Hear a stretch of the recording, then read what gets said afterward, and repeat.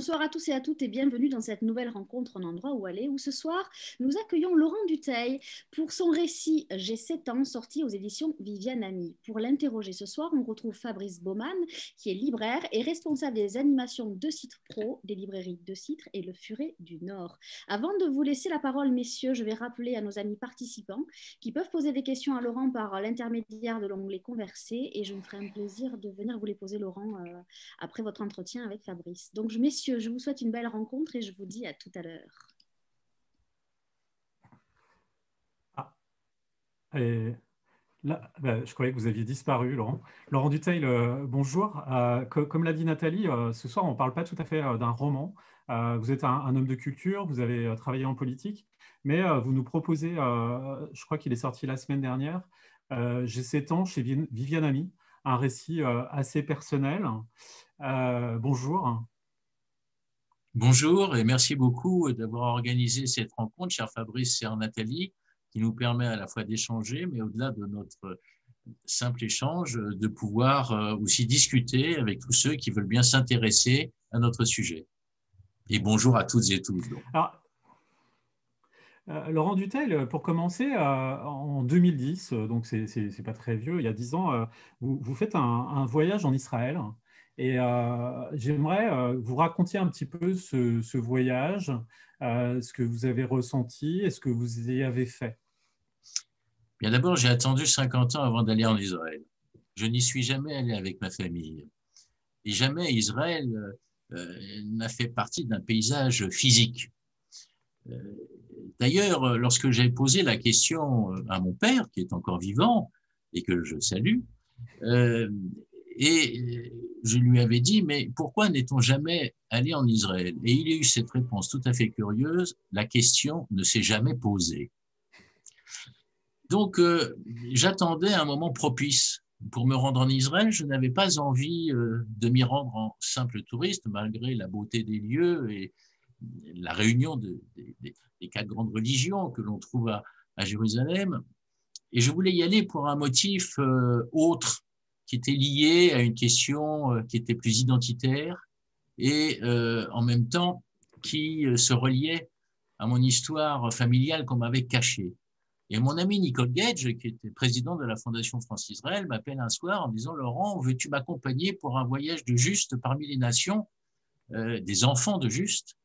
Et j'ai saisi cette occasion pour me rendre en Israël. Et pour ne rien vous cacher, dans les jours qui ont suivi, qui ont précédé, pardon, mon départ en Israël, j'ai peu dormi car je me suis demandé à ce moment-là, moi qui suis juif par mon père et par ma mère, mais qui n'avait jamais été là-bas, si en allant là-bas, je me sentirais plus juif que je n'étais ou pas. On va en parler, Laurent Dutheil, de quelle manière, en quelque sorte, vous êtes juif. Votre livre s'appelle J'ai 7 ans. C'est aussi la première phrase de votre livre. 7 ans, je pense que dans la tête de tout le monde, ça évoque un petit peu l'âge de raison, celui où on commence à comprendre des choses, où on commence à distinguer le bien du mal. Et ce jour-là, j'ai envie de dire que comme tous les enfants, vous avez droit au bonheur, vous avez droit à une certaine forme d'innocence, sauf que ce jour-là, c'est épinard à la maison. Vous grandissez dans une maison, tout ce qu'il y a de plus normal, bourgeoise, avec un père avocat, je crois, une mère au foyer. Et comme tous les enfants, peut-être vous rechignez un petit peu aux épinards, mais en tout cas, il y a une phrase de votre mère, peut-être vous allez nous la rappeler, parce que cette phrase, elle vous a hanté, qui vous dit qu'on finit tout, même les épinards. Parce que, voilà, enfin, dites-nous peut-être la phrase si vous l'avez encore en tête. Et cette phrase, elle a beaucoup de sens. Et cet âge-là, après, on ira dans la journée, ce qui s'est passé. Mais Écoutez, effectivement, le lundi soir, à la maison, il y avait des épinards. Et moi, enfant, à l'âge de 7 ans, j'avais des épinards depuis plusieurs années, tous les lundis soirs. Et je ne voulais plus d'épinards, car j'étais saturé d'épinards. En plus, c'était des plâtées assez importantes qui débordaient quasiment de l'assiette. Et je rechignais. Et en même temps, à ce moment-là, ma mère me disait mange ce que tu as dans ton assiette, car il y a tellement d'enfants qui meurent de faim et il y en a tellement qui n'ont pas pu manger les épinards pendant la guerre que je veux que tu finisses ton assiette. Et moi, comme je le dis, face à ma mère, face à la guerre et à la misère, il n'y a pas beaucoup d'arguments. Mais pour me présenter peut-être à vous-même, comme à ceux qui me font l'honneur de m'écouter, je voudrais dire que je suis un enfant de l'après-guerre, issu d'une famille juive et de parents qui ont changé de nom. Alors voilà, ouais. Alors voilà, parce que... Pardon. Et ils ne veulent plus parler ni entendre parler de ce qu'ils ont traversé au temps maudit des peurs et du malheur. Ce n'est pas qu'ils ne m'ont rien transmis, c'est qu'ils ne m'ont presque rien dit. Et ils ont préféré l'allusion à l'explication et ont considéré qu'il ne servait à rien de vivre sur une souffrance, comme ils disaient, dont on ne peut rien faire, et que le silence et l'oubli valaient mieux que les pleurs. Et donc, j'ai été tenu, c'est l'histoire de ce livre, ouais, dans l'ignorance et privé de mémoire, et le poids du secret est devenu mon identité secrète. Donc, la question que je pose dans ce livre, tout au long de son cheminement, c'est comment nager dans les eaux mêlées de ce que mes parents ne voulaient plus être, de ce qu'ils étaient encore et qu'ils ne souhaitaient pas que je sois. Et c'est ainsi qu'est né J'ai 7 ans. Alors, ouais, parce que ce soir-là, si on reste un petit peu dans le factuel, hein, avant de rentrer dans le fond de ces questions, on vous convoque dans votre chambre. Et là, vos parents ont quelque chose à vous dire. J'ai 7 ans, c'est un soir comme n'importe quel soir, un soir dans une famille assez bourgeoise et convenue. Et à la fin du dîner, mon père se lève et me dit « Mon fils, nous avons quelque chose à te dire, ta maman et moi. » Et compte tenu de la gravité de son ton, je commence un peu à m'inquiéter de ce qui peut m'arriver et de l'annonce que mes parents m'ont réservée. Et je me retrouve dans ma chambre d'enfant. Et mes parents rentrent dans ma chambre, m'entourent de leurs bras et de leur amour et me disent « Tu sais, tu n'es pas tout à fait comme les Juifs, comme les autres. » Et je me demande pourquoi. Après tout, je me dis, j'ai peut-être un handicap, quelque chose qu'on m'a caché, quelque chose d'inquiétant pour moi, qui obère mon avenir. Et je ne sais pas de quoi il s'agit. Il dit non, voilà, tu es juif, nous sommes juifs et toute la famille est juive. Et il ne faut surtout pas le dire, car si on venait nous le dire, il pourrait nous arriver des choses terribles et on pourrait venir nous arrêter. Et donc, cette annonce surprenante, sur le coup, m'a fait plaisir, non pas parce qu'il m'annonçait que j'étais juif, mais c'est parce que je partageais un secret avec mes parents. Et donc, ça créait un lien comme du ciment avec eux, jusqu'à ce qu'ils sortent de la chambre et que cette question, cette réflexion, cette annonce tombe dans l'oubli pendant longtemps, en l'occurrence, jusqu'à l'âge de mes 13 ans, comme je le raconte dans le livre. Voilà. Et vous vouliez dire encore quelque chose ?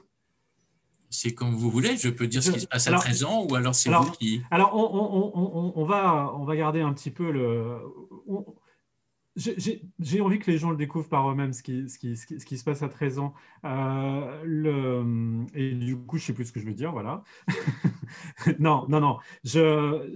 Moi, j'aimerais savoir, ce livre sort maintenant. Cette question, elle vous préoccupe depuis longtemps.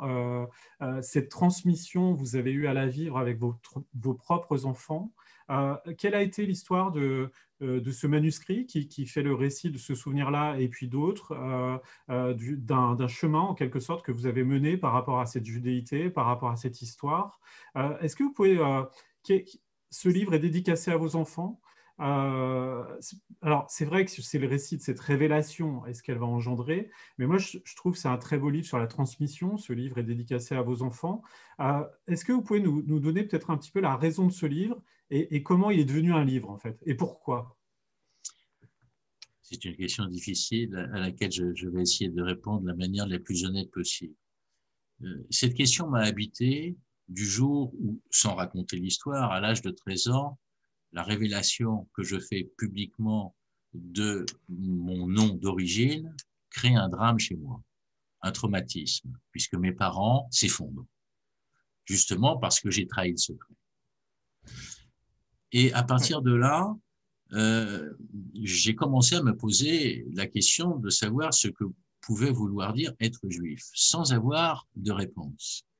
Et cette question est devenue lancinante, a certainement déterminé un certain nombre d'engagements qui ont été les miens par la suite, puisque tout ce qui est antisémitisme, racisme, persécution est quelque chose qui m'a toujours parlé, et j'ai, si je puis dire, quelques antennes qui viennent m'éclairer ou m'alerter sur l'évolution de la société dans ce domaine.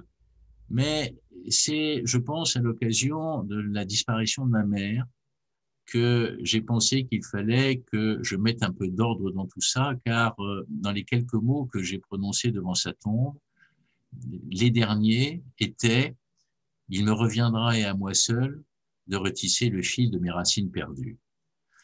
Et je me rappelle que le soir même de sa disparition, j'ai commencé à réfléchir sur la manière dont je pourrais raconter cette histoire, qui est à nul autre pareil, même si bien sûr d'autres en ont eu du même type, mais de nature différente. Et j'ai commencé à coucher quelques mots qui, progressivement, sont devenus un récit, sans que je sache d'ailleurs si j'arriverais à aller jusqu'au bout. Et j'ai donc travaillé pendant plus de 2 ans à cet ouvrage, que j'ai remis à mon éditeur, que je remercie très chaleureusement de m'avoir... Voilà, Viviane Ami, qui est une très grande dame de l'édition et qui m'a fait confiance, avec laquelle j'ai travaillé pendant quelques mois pour trouver le rythme qui convenait et pour faire en sorte que finalement ce texte, comme il dit, tienne magnifiquement debout. Alors, je vais me permettre, Laurent Dutheil, de citer votre psychanalyste pour illustrer votre propos. Ma psychanalyste m'a dit un jour: vous êtes comme un grand navire qui a largué les amarres, mais dont l'ancre n'a pas été relevée et racle en permanence le fond de la mer. Cette ancre, c'est votre identité que sans cesse vous avez à tirer. Oui, c'est une citation qui effectivement figure dans mon livre, car la question est la suivante. Comment être un juif sans éducation, sans croyance et sans religion? C'est-à-dire, comment être un juif sans judaïsme? Ouais. Et donc, il n'y a pas une seule manière d'être juif. Je pense qu'il y en a beaucoup. Il y a justement 1000 manières de l'être. Il y a des juifs laïcs, des juifs croyants, des non-pratiquants, des juifs de souffrance, des juifs de mémoire, des juifs même culinaires. Et il y a des juifs aussi qui le sont parce que les autres sont antisémites. Et puis il y a les juifs d'histoire et les juifs de culture. C'est plutôt comme ça que je me retrouve, et je pense encore à la préface de 1930 du livre de Sigmund Freud qui est bien connu, Totem et Tabou, et il se pose à lui-même la question. Et il se dit, mais qu'est-ce qui est encore juif chez toi? Lui qui n'avait pas de vie communautaire, ne faisait pas de rituel, n'allait pas à la synagogue, et il se répond à lui-même encore beaucoup de choses, et probablement l'essentiel. Il y a une citation que j'adore aussi pour le juif que vous dites être, mais on y reviendra. Les juifs sont à l'histoire ce que les Esquimaux sont à la neige. Oui, c'est Roth qui lui-même est juif, qui dit ça. C'est-à-dire qu'il y a un particulier à l'histoire, parce que, comme disait Raymond Aron, l'histoire est tragique. Et que il se trouve que le peuple juif a une histoire qui est tragique. Et moi-même, dans les quelques éléments qu'on m'a transmis, il y a cet élément de la tragédie. Et à la fois, bien sûr, il faut avoir conscience de l'histoire, mais en même temps, j'aurais voulu aussi, et je le lis dans le livre, qu'on me parle des Juifs autrement qu'à travers les rafles et des déportations. J'aurais voulu qu'on parle de ce peuple de savants et de commerçants que se disputaient les sultans. J'aurais voulu qu'on me parle de ces Juifs qui, au lendemain du 18 juin 40, ont rejoint De Gaulle. D'ailleurs, De Gaulle lui-même a dit « J'ai cru venir voir l'église et j'ai vu arriver la synagogue ». J'aurais voulu qu'on parle de ces soldats d'origine juive qui étaient dans les colonnes blindées du général Leclerc en Afrique du Nord. J'aurais voulu qu'on parle de la fantastique résistance des résistants du ghetto de Varsovie qui, je le signale au passage, a été la première rébellion majeure contre l'occupant nazi en Europe et qui s'est battue jusqu'à la mort. J'aurais voulu qu'on me raconte ces histoires-là dont on peut être fier. Finalement, je n'ai eu droit qu'à l'inquiétude, à l'alarme et ce qui s'était passé au temps des pleurs et du malheur. Oui, puis ce qui est très troublant dans ce livre, Laurent Dutheil, si je puis me permettre, c'est que c'est un véritable cheminement, finalement, comment les choses se transmettent, comment elles nous traversent, et finalement, le résultat, après avoir essayé de faire les choses au mieux pour ses propres enfants, avoir essayé finalement de s'émanciper un peu de cette angoisse, de cette peur, finalement, cette angoisse, cette peur est un véritable héritage. On m'a transmis effectivement cela que je pourrais résumer de la manière suivante, parlant de mes parents. Parler aurait transmis l'horreur, mais se taire a diffusé l'angoisse.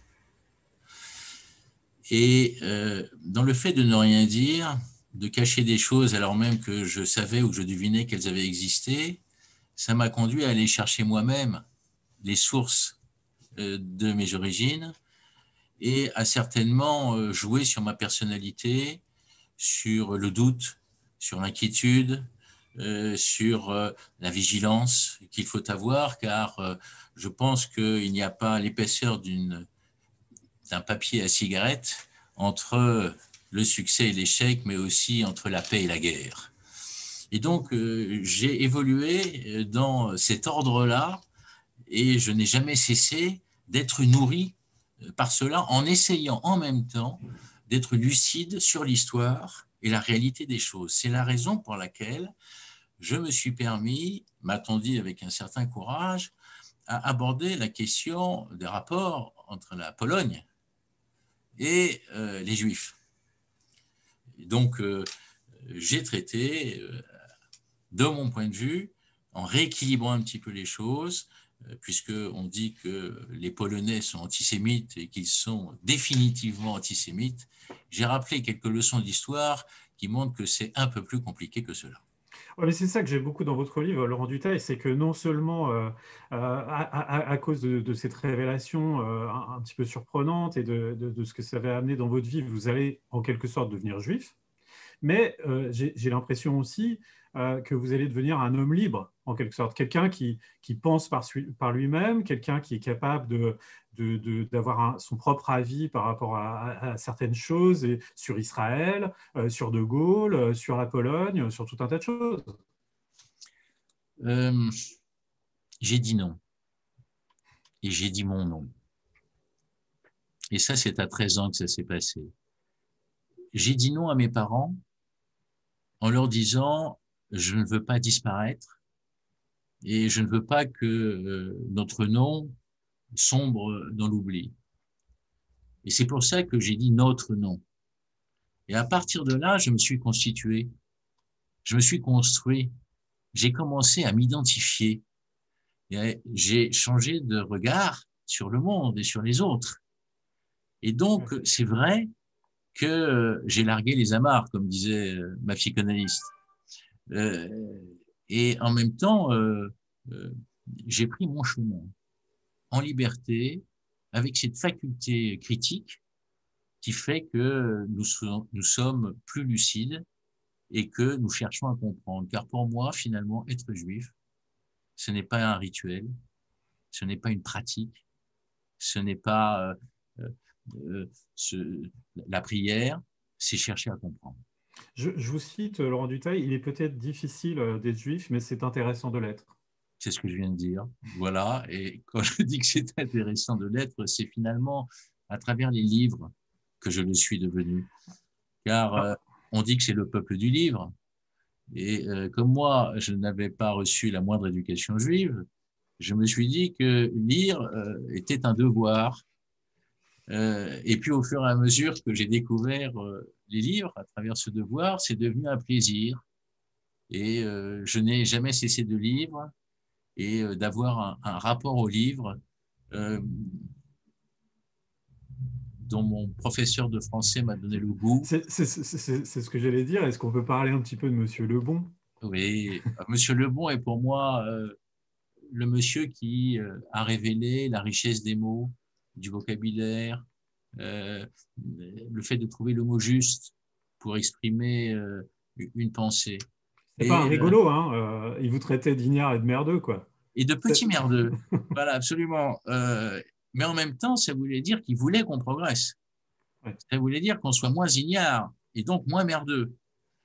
Et donc que les livres pouvaient nous armer à la fois pour comprendre le monde et en même temps pour exister dans ce monde. Et à travers les livres, eh bien, j'ai certainement progressé. Et puis, il y a une autre raison pour laquelle j'ai été attiré par les livres, c'est là encore à cause de l'histoire et de la tragédie. Oui. C'est que j'avais un arrière-grand-père qui était né à Vienne et qui ensuite de ça est revenu avec sa famille en Alsace, qui était alors allemande au début du XXe siècle. Et il se trouve que il avait 5000 livres reliés, qui était la plus belle bibliothèque de Mulhouse, m'a-t-on dit. Et les Allemands sont venus et ont tout pris. Et de jour où j'ai appris cela, je me suis dit, j'aurai 5000 livres, moi aussi. Mais vous voyez, ces affaires me poursuivent parce que je déjeunais samedi dernier avec mon père, qui a 96 ans. Je vais déjeuner avec lui tous les samedis, midi. Et évidemment, j'appréhendais beaucoup la manière dont il pouvait réagir à la sortie de ce livre, parce qu'il avait lui-même, ainsi que maman, qui avait dit le plus grand bonheur de ma vie, c'est d'avoir changé de nom, car je ne tremble plus quand on frappe à la porte, je n'ai plus peur quand on m'appelle Dutheil dans un magasin, alors que Deutsch, j'aurais eu peur, ou Cahen, puisque c'est son nom de l'huissier, j'aurais eu peur. Et j'appréhendais beaucoup, et finalement, on va dire que la fierté de voir son fils édité l'a emporté sur toutes les préventions qu'il pouvait avoir. Seulement, j'ai appris une chose. Le samedi dernier, puisque en 4e de couverture du livre, on dit que j'ai changé de nom et qu'on a quand même gardé le H de Deutsch, puisque Dutheil, c'est D-U-T-H-E-I-L. Et il me dit, mais est-ce que tu sais pourquoi on a gardé le H? Et là, j'ai dit non, je ne sais pas. Eh bien, on a gardé le H parce que si on avait dû partir et immigrer aux États-Unis ou au Canada au cas où ça recommence, TH, ça fait the, et c'est plus facile d'être admis au Canada et aux États-Unis. Je lui dis, ah, écoute, si tu me l'avais dit, je l'aurais raconté dans mon livre, et comme je ne peux pas le raconter dans mon livre, je vous le raconte ce soir. C'est fascinant comme anecdote. Euh, euh, comment dire, Laurent Dutheil, donc là, vous parlez un petit peu de la transmission, mais dans les familles, il se passe des choses parfois étonnantes. C'est-à-dire que votre père... Alors déjà, vous sortez le livre, c'est une manière d'encore plus balancer la chose, quoi. C'est-à-dire que déjà à 13 ans, vous l'avez dit en classe et devant tout le monde, mais là, en plus, vous le dites encore plus devant tout le monde. Donc je pense qu'il est aussi... Est-ce qu'il est encore un petit peu impressionné par ça, ou est-ce que c'est... Enfin, est-ce qu'il arrive à quitter un peu sa peur, son angoisse? Et c'est moi qui le suis, cher Fabrice Baumann. C'est moi qui ai peur. Ouais. Je l'ai fait en liberté. Et je me suis dit, compte tenu de l'héritage que j'ai reçu de mes parents, compte tenu du fait que j'ai 2 enfants, Anna et Gaspard, dont la mère n'est pas juive, je suis un couple mixte, ai-je le droit de rendre public ce récit-là? Car quand on a été élevé dans l'inquiétude et la peur de cette identité-là, moi, je la réveille et je la mets sur la table devant le grand public. Ouais. Ai-je le droit de faire ça? Et j'ai décidé que ma liberté et notre liberté, notre identité pouvaient peut-être l'emporter sur notre sécurité. Alors, comme je l'ai dit au début, vous dédicacez ce livre à vos enfants, hein, à Anna et Gaspard. Et ce qui est très intéressant dans ce livre, je trouve, c'est que Anna et Gaspard vont faire leur propre chemin. C'est-à-dire que vous allez essayer, en quelque sorte, de leur donner la meilleure transmission qui soit, celle dont vous peut-être vous auriez aimé avoir. Et là, en fait, bah, alors Anna, elle va partir en Israël avant vous. Elle va retourner dans un lieu que vous avez visité en famille. Gaspard, il va être un petit peu non, non, ça m'intéresse pas, cherche pas. Laisse-moi tranquille. Oui, c'est ça. Et en même temps, Gaspard, mais ça c'est absolument génial en fait, il va vous faire découvrir que votre père en fait n'a pas oublié l'Ashkénaze, quoi. C'est tout à fait ça. D'abord, je ne savais pas comment transmettre à mes enfants et surtout quoi transmettre et comment transmettre puisque je n'avais pas les éléments, je n'avais pas la matière. Donc comment je fais?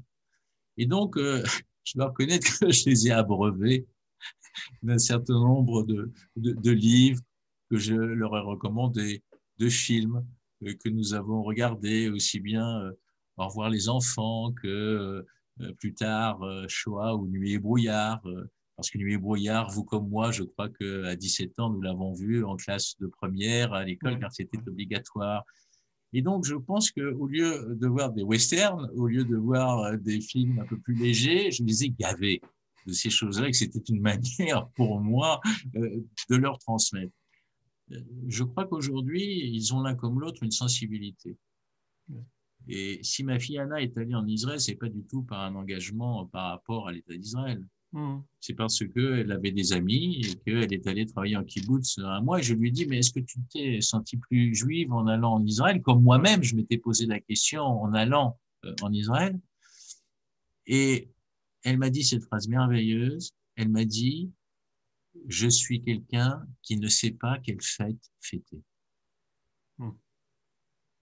Et mon fils, lui, je pense qu'il a fait son cheminement sans m'en parler. Et un jour, alors que la question de retrouver mon nom d'origine pouvait se poser dans la mesure où je m'interrogeais, moi, Laurent Dutheil, sur le fait de devenir Laurent Deutsch, c'est-à-dire de retrouver mon nom d'origine, ils ont abordé eux-mêmes la question, sans que j'aborde le sujet un jour où je ne m'y attendais pas. Et ils m'ont dit, mais papa, souhaites-tu que nous reprenions le nom que tes parents avaient avant la guerre? Mon père, en tout cas, que le nom que mon père avait. Et là, d'abord, j'ai trouvé que c'était un immense cadeau d'amour et que peut-être j'avais réussi à leur transmettre sans que je sache exactement comment je devais transmettre. Donc, un immense cadeau d'amour et en même temps, j'étais complètement désemparé. Je me suis dit, mais comment faire? Est-ce que je vais jusqu'au bout? Alors, j'ai pris un biais. J'ai dit, papa est encore là, on ne peut pas lui faire ça. Mais au fond, qu'est-ce qui s'est passé à ce moment-là? J'ai ressenti quelque chose au fond de moi. Au fond de moi, c'était à nouveau la peur, l'inquiétude et l'alarme. C'était le fait que ça pouvait revenir et que ma responsabilité de père, c'était aussi de les protéger, comme mes parents avaient souhaité me protéger au lendemain de la guerre. Et il y avait comme une continuité. Et cet héritage que j'avais reçu, eh bien, cet héritage, je l'ai transmis. Mais il n'y a pas besoin de s'appeler Deutsch pour être juif. Ce que je trouve très intéressant dans ce livre, c'est que finalement, il y a un de vos chapitres qui s'appelle Silence au pluriel.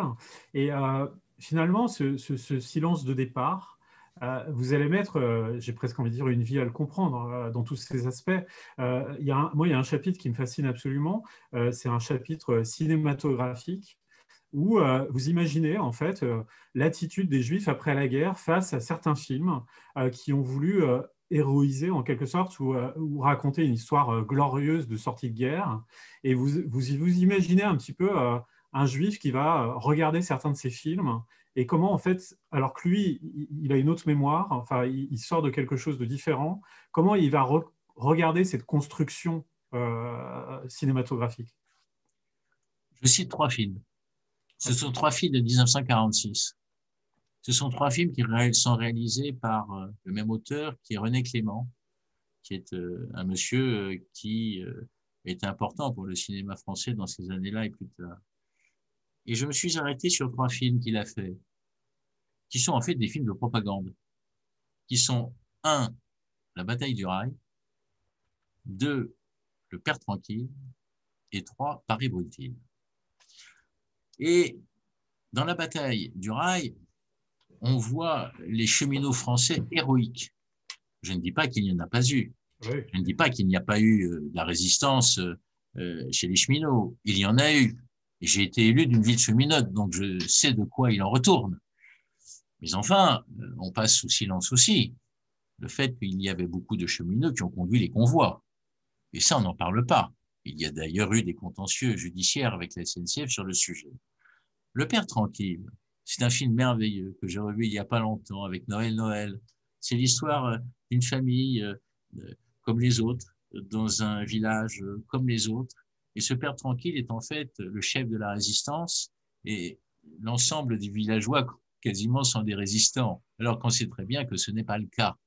Et on présente ce Père tranquille de ce village comme le Père tranquille de n'importe quel village de France qui aurait résisté à l'occupant. Et puis enfin, Paris brûle-t-il. Parce que Paris brûle-t-il, le Paris résistant, comme la France résistante, ce n'est pas le cas. Quelques mois avant, devant la dépouille d'Herriot, qui était le Goebbels français, il y a 400 000 Parisiens qui ont défilé. Et même, je le dis, alors que les tanks du général Leclerc, du maréchal Leclerc, rentraient dans Paris, quelques Parisiens, et pas quelques seulement, continuaient de pêcher dans la Seine un petit peu plus loin. Donc, il y a eu après-guerre un accord entre gaullistes et communistes pour considérer que la France était un peuple de résistants. Et moi, je pense à ceux des camps, ceux si peu nombreux qui en sont revenus et qui ont dit eux-mêmes que ça avait été terrible, car au lendemain de la guerre, comme disait d'ailleurs mon père, on ne songeait qu'à s'amuser, à danser, à enfin se libérer de ces années terribles. Et donc, ceux qui allaient raconter leur malheur, ceux qui allaient raconter leur deuil, ceux qui avaient perdu un fils résistant pour le coup, on n'avait pas envie de les entendre. Et ce silence-là a été doublement mortel. Là, on parle de cinéma qui a joué un rôle de glorification plutôt, en oubliant un petit peu la mortification. Il y a un personnage historique qu'on vient de fêter là et qui est un personnage historique important qui a longtemps un petit peu, votre père s'est souvent méfié alors que c'est un personnage qui a libéré la France.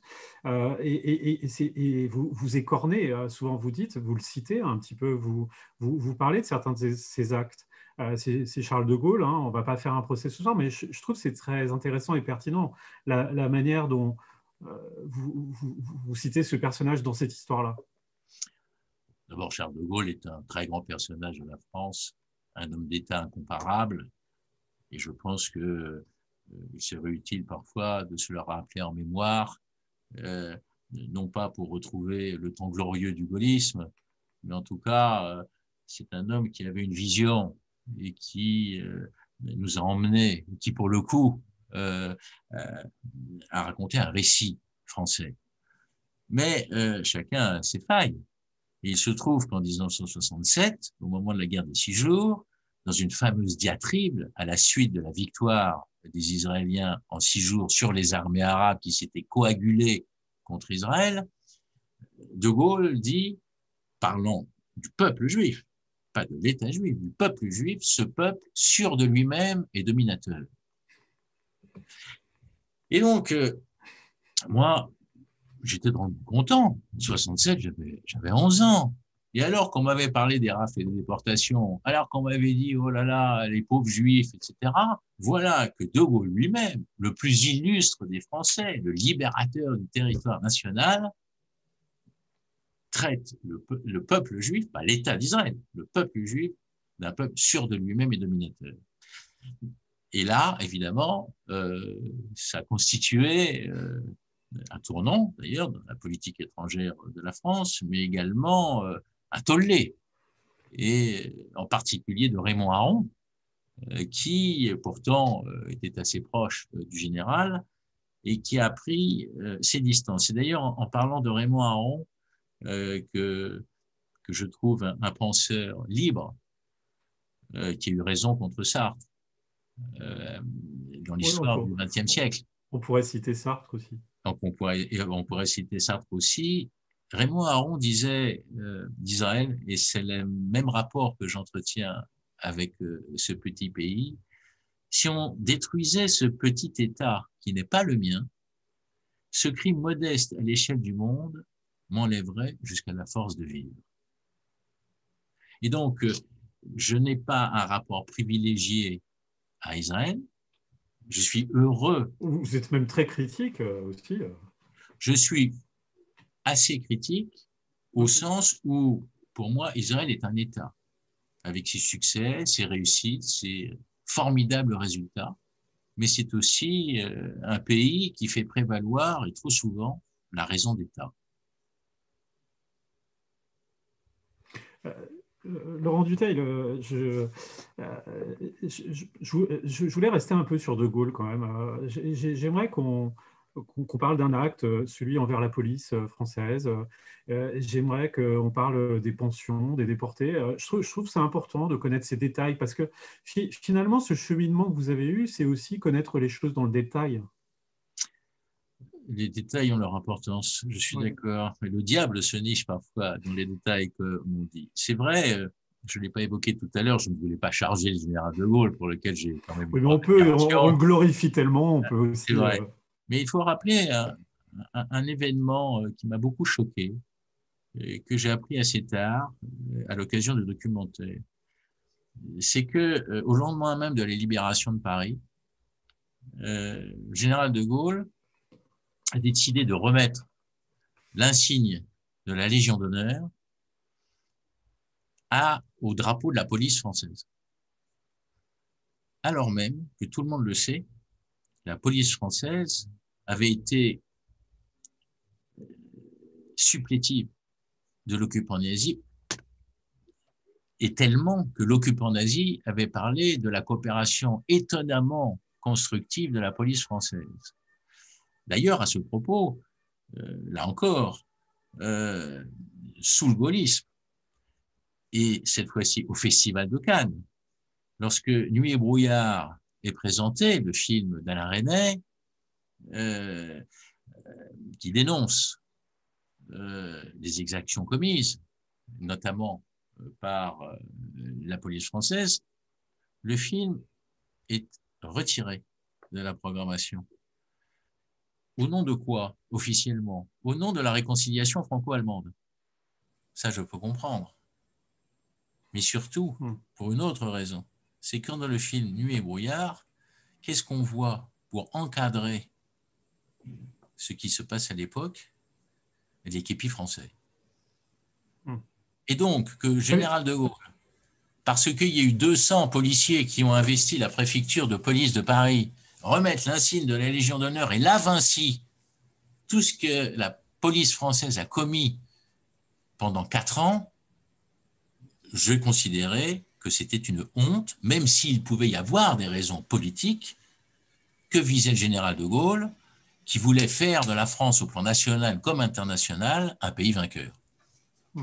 Mais ça, vous voyez, ça m'intéresse au-delà du détail. C'est-à-dire que votre livre, finalement, toute cette histoire personnelle, toute cette histoire familiale, au-delà de prendre connaissance de la réalité des choses, va vous apprendre, et c'est peut-être la démarche qu'on devrait avoir sur chaque sujet, c'est de prendre la mesure des choses.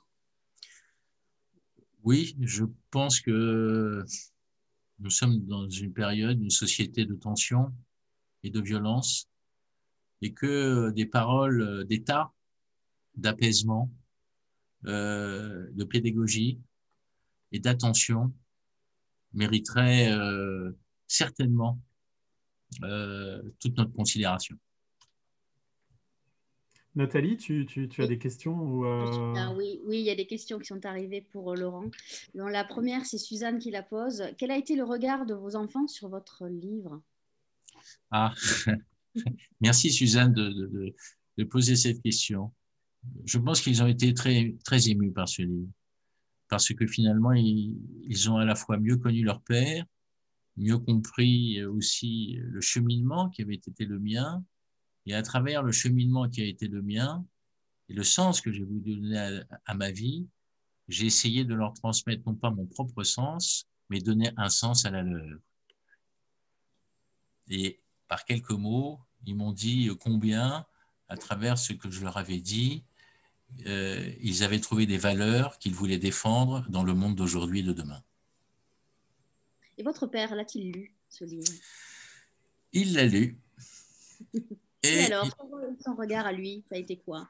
Bon, je vais être honnête. Il m'a dit, il y a toute une partie avec laquelle je suis absolument d'accord. C'est la partie historique qui ne le concerne pas plus que ça. Mais pour ce qui le concerne, il a dit oui, bon, mais est-ce que tu crois vraiment que c'était utile d'en faire un livre, non pas par rapport à l'intérêt du livre, mais par rapport à ce que Fabrice évoquait tout à l'heure en disant mais est-ce que tu ne crois pas que tu fais prendre un risque à tes enfants? C'est comme ça qu'il a réagi. Encore, bien sûr. Et je vais même vous dire une chose. C'est que mon père m'a dit, je vais quand même en acheter 2-3 pour le donner à 2-3 de mes amis. Bon, ce qui évidemment m'a fait plaisir. Et je suis allé en bas chez lui dans une librairie, puisqu'il habite à 200 mètres d'une librairie, et je suis allé voir si dans cette librairie, il y avait le livre et s'il les avait commandés. Et ce n'était pas le cas. Je suis monté dans son appartement et je lui ai dit, tiens, je suis passé à la librairie, je n'ai pas vu ce livre et surtout, tu n'as pas commandé. Il me dit, oui, tu comprends, c'est à 200 mètres de chez moi, je passe devant tous les jours et je ne voudrais pas qu'on me regarde différemment d'avant. Voilà, vous voyez comme l'histoire se perpétue. Il y a d'autres questions, Nathalie, ou est-ce que je peux encore en poser une? Alors, moi, j'ai 3 autres questions et après, je te repasse la parole. C'est Habib qui la pose. Alors, elle est un peu longue, mais je vais vous la lire quand même. L'identité est un problème crucial dans notre société. Ne pensez-vous pas que les identités multiples peuvent cohabiter à égalité en lettres? Et la deuxième partie, sauf si l'histoire fait que l'une d'entre elles phagocyte l'autre, qui peut devenir une part de la mémoire honteuse à cause d'un manque de reconnaissance. Votre livre n'est-il pas une œuvre de réparation? Très, très bonne question. Je pense qu'il faut prendre en compte les identités et l'histoire de chacun et les cultures venues d'ailleurs. C'est d'ailleurs ce qui fait la richesse de la France. Quand la France a accueilli les Italiens, les Espagnols, les Polonais et d'autres encore, je pense qu'elle s'est enrichie. Quand on regarde l'histoire de la culture, du cinéma et des livres, on voit bien que les auteurs, les acteurs, que ce soit Piccoli ou Reggiani, ou que ce soit Sergio Lopez ou autre, peu importe, c'est que c'est un pays qui est fait d'alluvions diverses. Et donc, moi, je suis très républicain. Et je crois que autant l'État ne doit pas du tout se mêler des religions. De ce point de vue-là, je suis très favorable à la loi de 1905, toute la loi de 1905 et à rien que la loi de 1905. Et donc, je suis hostile au communautarisme, mais je suis respectueux de la culture et des identités de chacun qui doivent être mis à égalité entre les uns et les autres. Et l'égalité, c'est quand même liberté, égalité, fraternité. S'il faut en donner un sens, eh bien, c'est au fronton des écoles de nos enfants. Et j'y tiens. Alors, Alain a aussi une double question. Vos parents n'auraient pu ne rien vous dire, donc d'une certaine façon, ils vous ont légué la possibilité de la découvrir, non? Ah, c'est pas faux.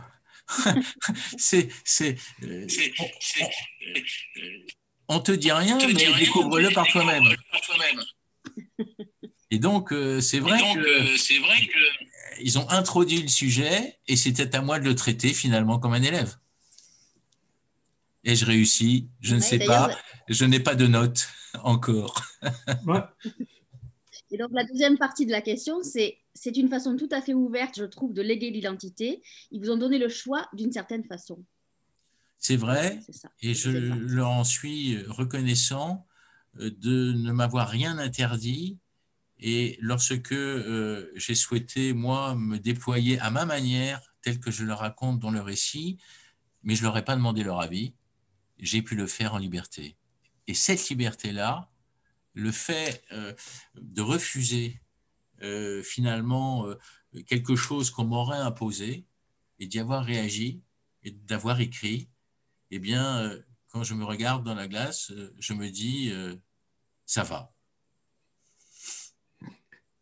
Fabrice, je te relaisse la parole. Je pense que je peux. Ouais, moi, je suis très ému que votre père, par exemple, puisse peut-être écouter cet échange et soit encore vivant.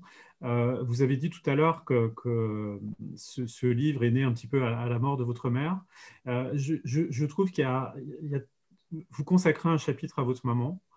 J'aimerais qu'on l'évoque dans cette rencontre parce que il y a quelque chose qui pourrait être anecdotique, mais qui ne l'est pas. C'est que votre maman, le 8 mai, elle avait l'habitude de se dire on va faire des courses, quoi. Ah oui, c'est un souvenir qui est pour moi très, très émouvant.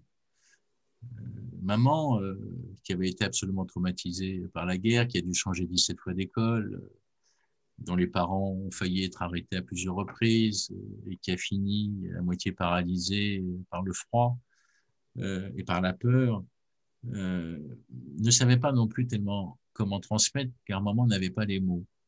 Alors, elle m'emmenait dans sa voiture chaque 8 mai de mon enfance, près de l'Étoile, de la place de l'Étoile à Paris, parce que le 8 mai flotte, comme d'ailleurs le 11 novembre, le drapeau français. Et ce drapeau est magnifique. Il est immense, il flotte au vent et il est fascinant. Et les commerces étaient fermés. Il n'y avait pas de raison qu'elle reste là, dans cette avenue qui s'appelle l'avenue Victor Hugo, plus que cela, mais elle m'y emmenait chaque 8 mai. Elle s'arrêtait tout près de la place de l'Étoile, elle fixait le drapeau, et elle me disait, celui qui n'a pas vu flotter la croix gammée pendant 5 ans ne peut pas comprendre. Et là, elle s'arrêtait, il y avait le silence. Je ne me posais pas beaucoup de questions parce que j'étais encore petit et puis que je la sentais très émue et qu'elle avait un voile devant les yeux. Et je me suis dit là que ce qu'elle m'avait transmis par le regard de ce drapeau et la manière dont elle l'avait interprété par rapport à l'histoire était un élément de ma conscience et je le remercie. Il y avait quelque chose de très beau dans ce chapitre aussi, c'est que finalement, c'est peut-être pas le bon terme, mais j'ai l'impression qu'en quelque sorte, vous en faites une Marianne douce. C'est-à-dire que ces 3 couleurs du drapeau français sont aussi 3 couleurs qui lui correspondent. Il y avait le bleu, il y avait le blanc, il y avait le rouge. Le bleu parce que c'était la couleur de l'été.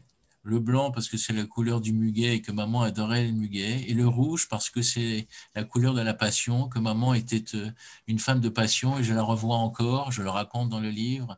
Un soir d'un concert donné par Arthur Rubinstein au Palais des Congrès à Paris. Nous n'allions pas très souvent au concert, mais ce soir-là, parce que c'était Arthur Rubinstein, qui est un très grand pianiste, elle y était et nous avait emmenés avec papa. Et à la fin du concert, elle se lève, court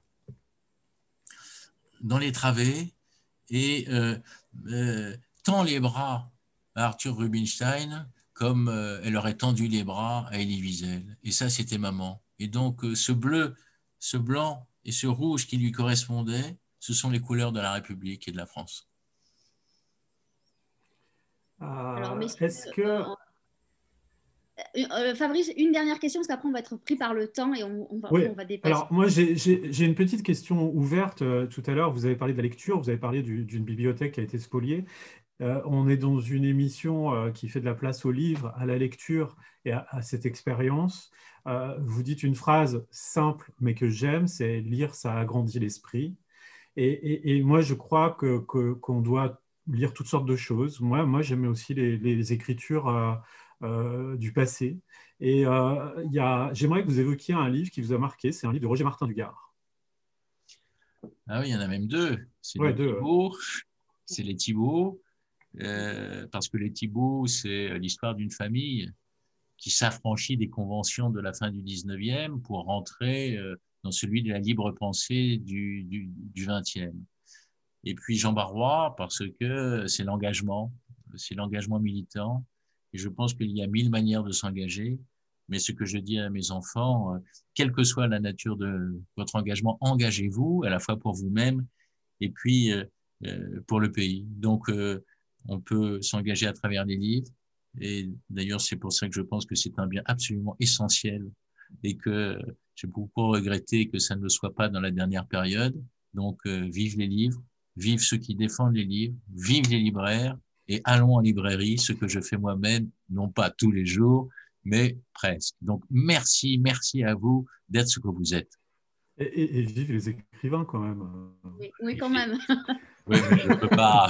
Voilà, merci. Nous, on peut le dire, parce on a dit que les librairies étaient des commerces essentiels, mais on oublie souvent que les auteurs sont aussi essentiels, et ça, c'est très important, parce qu'on a un peu l'impression que c'est un peu les oubliés dans l'histoire, là. En tout cas, c'était une belle conclusion, là, Laurent, que vous nous avez faite. On va rappeler que donc, J'ai 7 ans, qui est sorti aux éditions Viviane Ami, et sur toutes les tables de librairie, vous le trouverez dans les librairies de Citre et le Furet du Nord, le voilà, exactement. Vous le trouverez sur toutes toutes les librairies de France. On vous engage, avec Fabrice, nous avons vraiment beaucoup aimé votre récit. Moi, j'ai envie de dire qu'il est nécessaire, que j'ai découvert un auteur ce soir, je ne vous connaissais pas. Donc, j'engage mes amis lecteurs à faire de même. Voilà.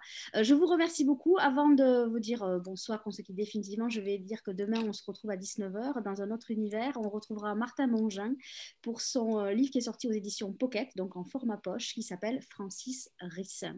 Laurent Dutheil, un grand merci d'avoir été avec nous ce soir pour évoquer votre récit. Fabrice, merci pour cette belle animation.